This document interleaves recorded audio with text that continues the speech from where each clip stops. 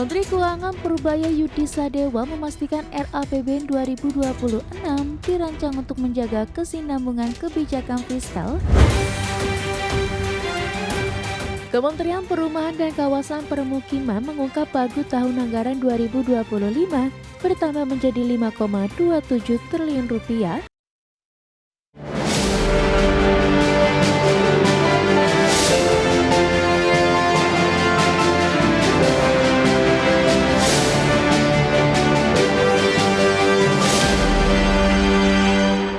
Pemirsa, Menteri Keuangan Purbaya Yudi Sadewa menegaskan komitmennya untuk menjaga disiplin fiskal dengan penyusunan anggaran pendapatan dan belanja negara atau RAPBN 2026. Purbaya memastikan berbagai program strategis pemerintah seperti pangan dan pendidikan diharapkan akan mendorong belanja ekonomi pemerintah dengan cepat.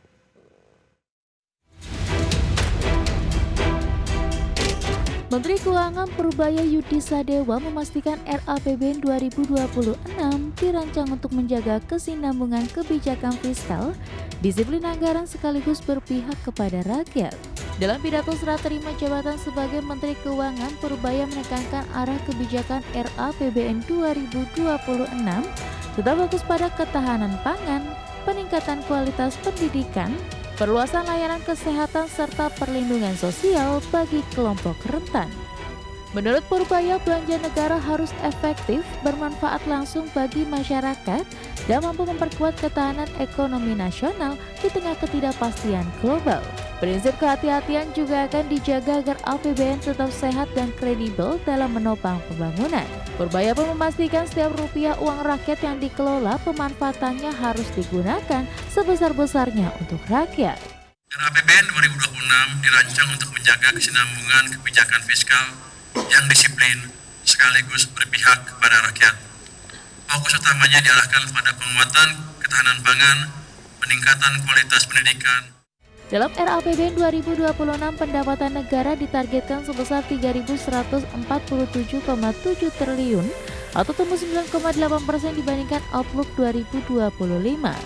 Sementara belanja negara direncanakan mencapai 3.786,5 triliun atau naik 7,3% dari Outlook 2025.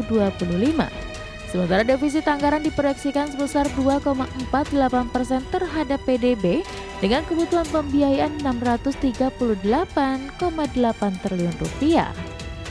Dari Jakarta, Raharjo Patmo, IDX Channel.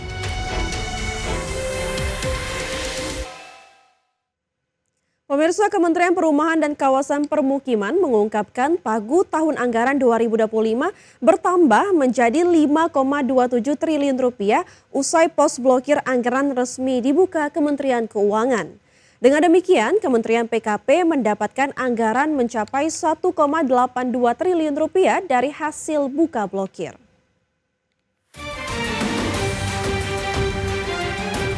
Kementerian Perumahan dan Kawasan Permukiman mengungkap pagu tahun anggaran 2025 bertambah menjadi 5,27 triliun rupiah usai pos blokir anggaran resmi dibuka Kementerian Keuangan.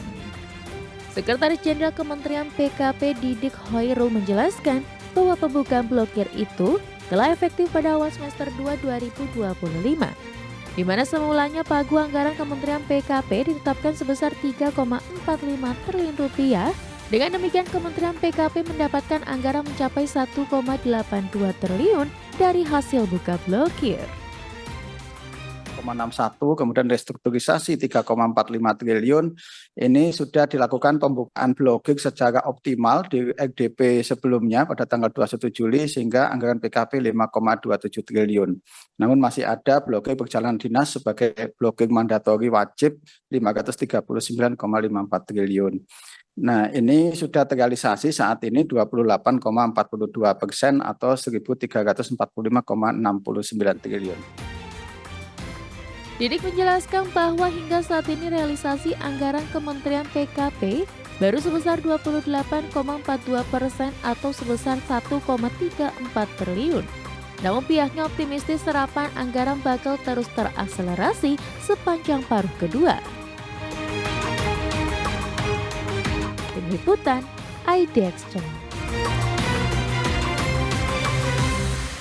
Usai rapat terbatas dengan Presiden Prabowo Subianto, Menteri Koordinator Bidang Pangan Zulkifli Hasan mengungkapkan Presiden meminta jajaran Kabinet Merah Putih untuk mempercepat pelaksanaan seluruh program dan tidak terhambat alasan administratif maupun regulasi. Dalam sektor pangan, pemerintah berfokus pada dua agenda besar, yakni optimalisasi lahan pertanian yang sudah berproduksi dan pembangunan lahan baru untuk sawah. Pembangunan lahan ini termasuk di wilayah Wanam, Papua, Sumatera Selatan, Kalimantan Tengah, dan juga wilayah lainnya. Selain pangan, percepatan juga akan dilakukan pada program Koperasi Desa Merah Putih. Tidak hanya itu, hal serupa juga berlaku untuk program Kampung Nelayan atau Desa Nelayan yang tahun ini ditargetkan mencapai 100 desa. Nah, kita pangan ada dua, yang satu optimalisasi kita sudah produksi lebih, tapi yang kedua kan kita harus membangun lahan yang baru, sawah yang baru. Seperti di Wanam, ya, di Sumatera Selatan, di Kalimantan Tengah, dan lain-lain. Nah, khusus Wanam tadi sudah dibangun jalan, pelabuhan sudah hampir jadi, tapi kita akan segera menyelesaikan soal tata ruangnya. Ya, kan itu ada kawasan, sudah di Timdu, sudah ada tata ruang, untuk segera kita akan selesaikan percepatan perubahan fungsinya, satu. Nah, kemudian yang kedua, Koperasi Desa Merah Putih juga harus segera agar sampai akhir tahun ini bisa berjalan dengan cepat. Yang ketiga, Kampung Nelayan atau Desa Nelayan. Ya, tahun ini direncanakan 100 desa nelayan.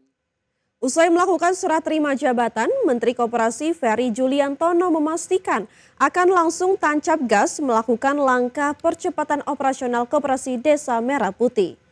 Menurut Ferry, selain menjadi motor penggerak ekonomi, nantinya Koperasi Desa Kelurahan Merah Putih bakal menjadi motor program swasembada energi melalui pembangunan pembangkit listrik tenaga surya alias PLTS atau solar panel. Untuk tahap awal, pihaknya akan berfokus pada operasionalisasi Kopdes Merah Putih yang sudah diresmikan Presiden Prabowo. Mulai dari gerai, toko, apotik, klinik, gudang logistik hingga usaha simpan pinjam. Kegiatan ini nantinya juga akan disesuaikan dengan karakteristik dan kebutuhan yang ada di masing-masing desa.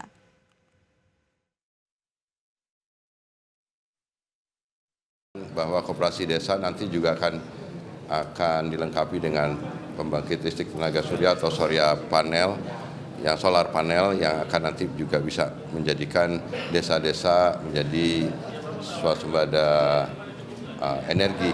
Dan tetapi itu tahap berikutnya. Tapi yang sekarang kami akan berfokus kepada 6 kegiatan, jadi gerai toko, apotek desa, klinik desa, kemudian gudang, logistik, dan usaha. Pemirsa, Menteri Keuangan Purbaya Yudi Sadewa menegaskan komitmennya untuk menjaga disiplin fiskal dengan penyusunan anggaran pendapatan dan belanja negara atau RAPBN 2026. Purbaya memastikan berbagai program strategis pemerintah seperti pangan dan pendidikan diharapkan akan mendorong belanja ekonomi pemerintah dengan cepat.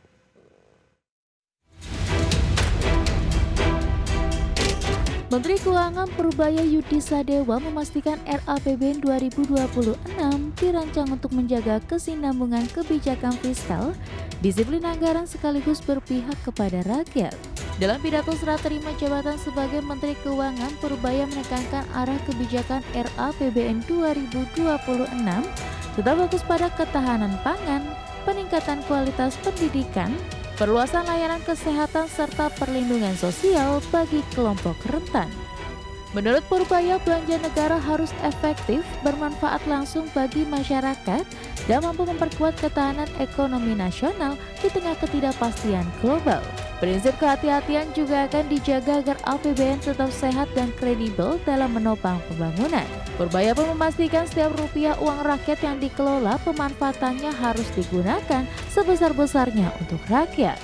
RAPBN 2026 dirancang untuk menjaga kesinambungan kebijakan fiskal yang disiplin sekaligus berpihak kepada rakyat. Fokus utamanya diarahkan pada penguatan ketahanan pangan, peningkatan kualitas pendidikan. Dalam RAPBN 2026, pendapatan negara ditargetkan sebesar 3.147,7 triliun atau tumbuh 9,8% dibandingkan Outlook 2020.